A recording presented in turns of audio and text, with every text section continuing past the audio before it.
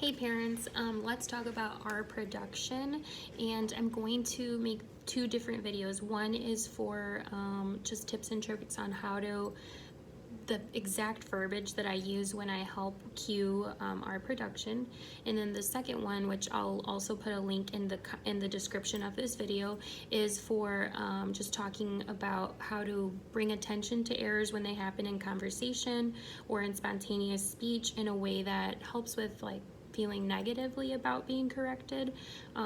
So I will make two separate videos just in case you're not interested in one or the other. You don't have to sit through a whole video about both. So this one is specifically just for giving you the tips and tricks on how to remind your student of where to place their speech helpers or the parts of the body that help with the production of this sound.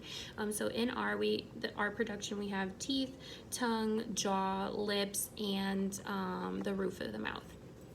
So they know what these body parts are, they know where they are, and I'm able to refer to them and just prompt them with some verbiage and words. So I will talk about the four components of a good R, and the first is for our lips to be laterally stretched, so kind of like into a smile. That's what I tell them. We put our lips into a smile. We put our teeth slightly open, and then our tongue, so lips into a smile, teeth are slightly open, because what happens a lot of times is kids will talk like this, or they'll make their R kind of like this, ah, and I don't want the teeth to be wide open, I want it to be slightly open. So in other words, jaw movement is involved, but I simplify it for the child to understand. So teeth are slightly open, lips are retracted to the sides, and then the tongue is curled into a backward C, kind of like this, with the tip of the tongue touching the roof of the mouth, so kind of like that. And so that's the third component. The tongue is curled into a backward C and touching the roof of the mouth.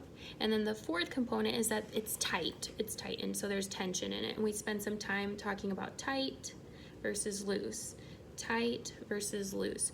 So the comparison would be, for example, caw, the tongue is flat, lazy, loose, jaw is open vertically, aw, lips are not smiling, so that's not the correct placement. Versus car, my lips are slightly to the side, my teeth are slightly open, my tongue is going back, and then I have tension in my tongue.